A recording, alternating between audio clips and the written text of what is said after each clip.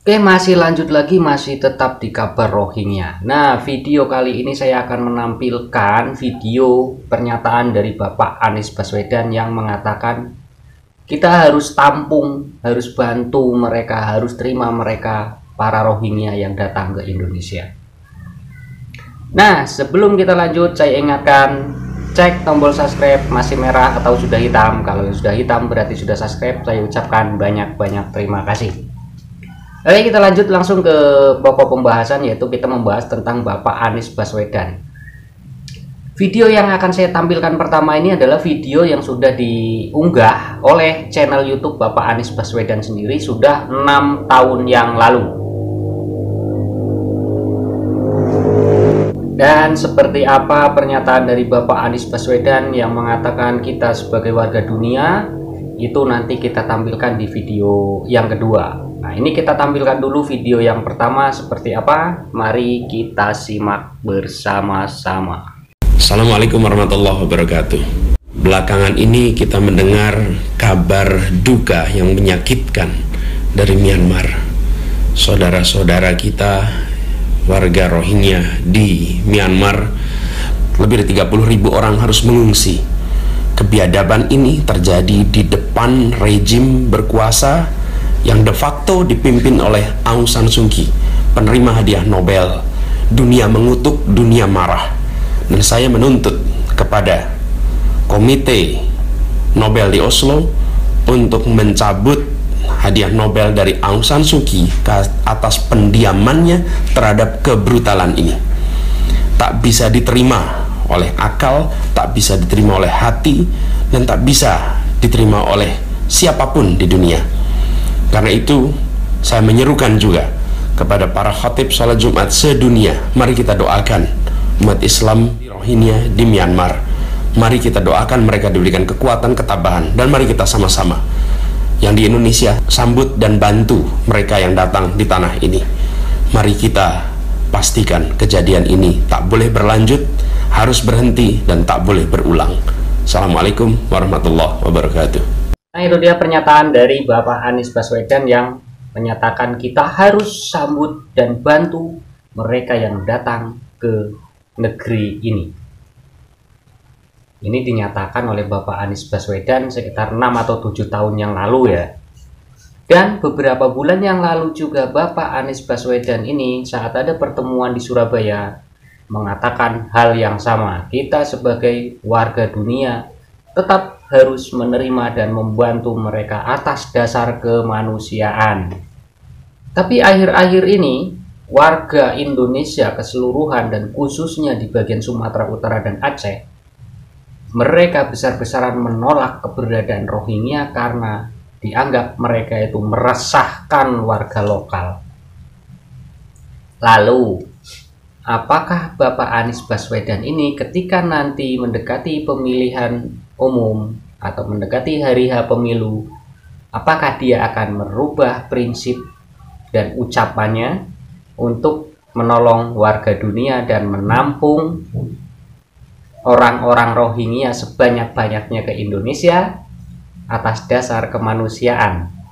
Nah, setelah Bapak Anies Baswedan ini tahu bahwa warga Indonesia semuanya menolak, berarti kalau misalkan dia berubah prinsip dan akan mengatakan bahwa dia akan mengurus dan mengembalikan warga etnis Rohingya, ini berarti ini adalah seorang pemimpin yang tidak punya prinsip, tidak punya pendirian. Oke, kita lanjut ke video kedua yang ada di Surabaya. Dan itu ditanyakan oleh warga, entah itu warga ataupun entah itu mahasiswa, tapi menanyakan tentang keberadaan Rohingya ini, tentang permasalahan Rohingya ini.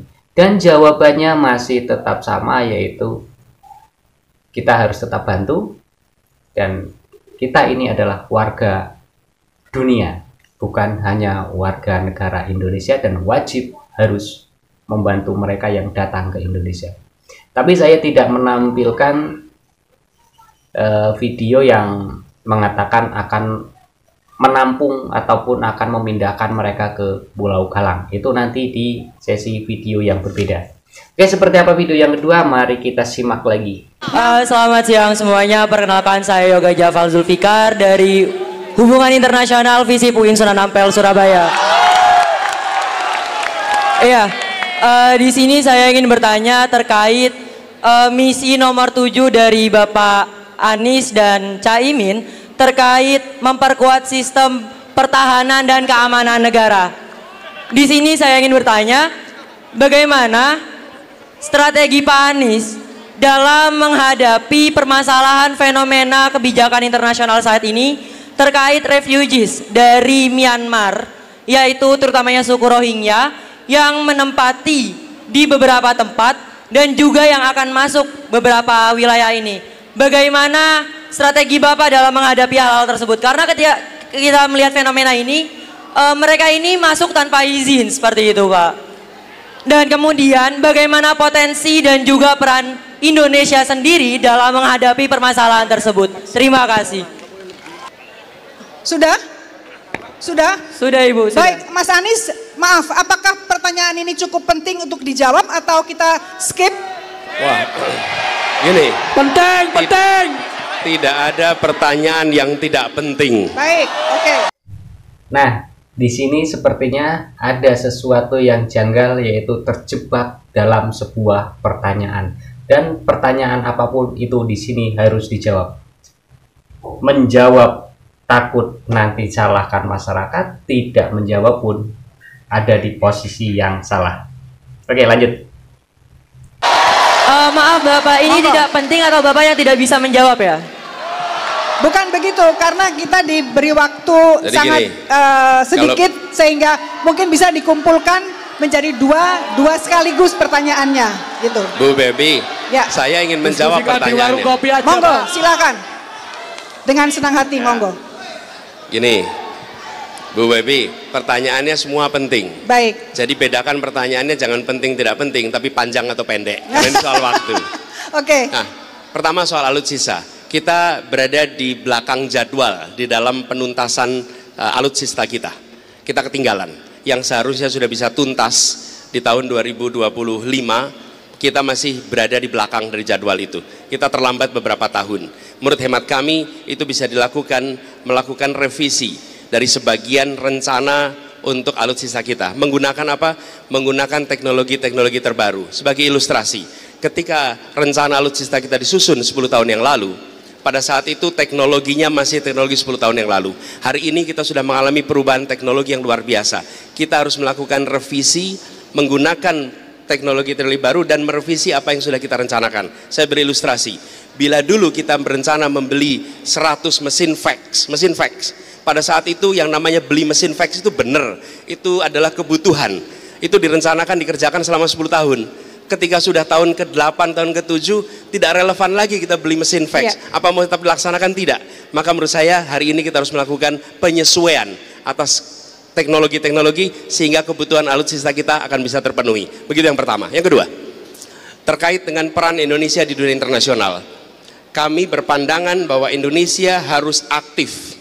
Indonesia di dalam kancah internasional tidak transaksional, di mana kita melihat negara-negara lain semata-mata sebagai mitra dagang, mitra ekonomi. Kalau tidak ada kegiatan perdagangan maka tidak ada hubungan. Tidak, kita adalah seperti kita di sini.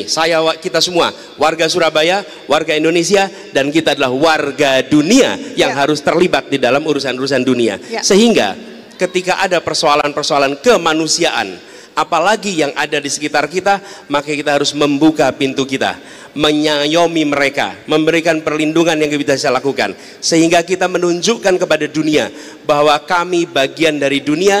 Dan bila ada problem-problem yang apalagi menyangkut kemanusiaan, Indonesia tidak tinggal diam. Sambut mereka, beri perlindungan kepada mereka, berikan kesempatan untuk nanti pada waktunya mereka bisa kembali. Tapi Indonesia harus menjadi safe haven bagi tetangga-tetangga kita yang menghadapi masalah. Terima kasih.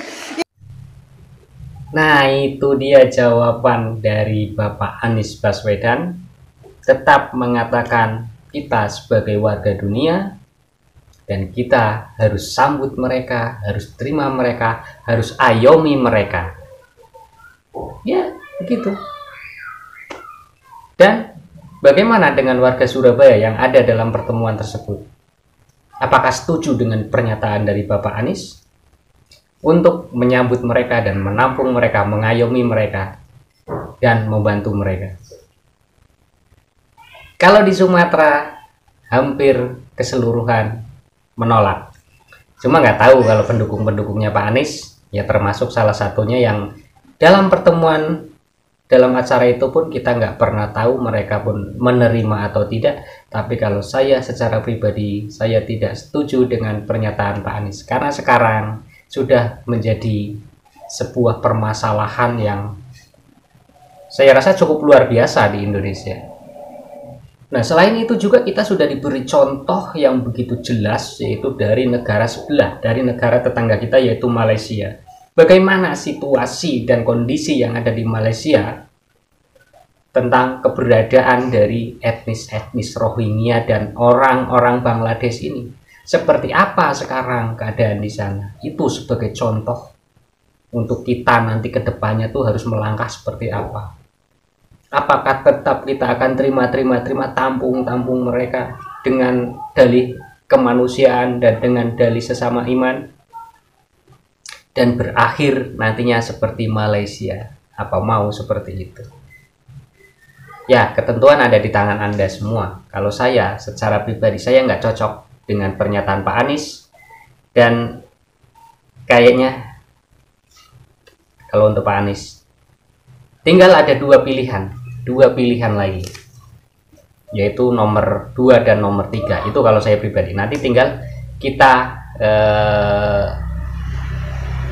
teliti lebih dalam lagi nanti visi misi mereka itu apa nantinya. Kalau memang nanti masuk di akal sehat kita dan itu memang untuk kesejahteraan masyarakat kita, bukan untuk kesejahteraan masyarakat Rohingya dan Bangladesh, itu salah satu di antara mereka yang nantinya akan dipilih. Kalau untuk yang satu ini, paslon nomor 1, kalau saya sih tidak.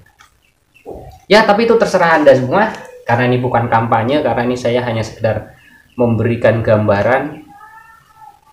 Inilah salah satu capres yang mendukung dengan keberadaan para pengungsi-pengungsi atau imigran gelap ini.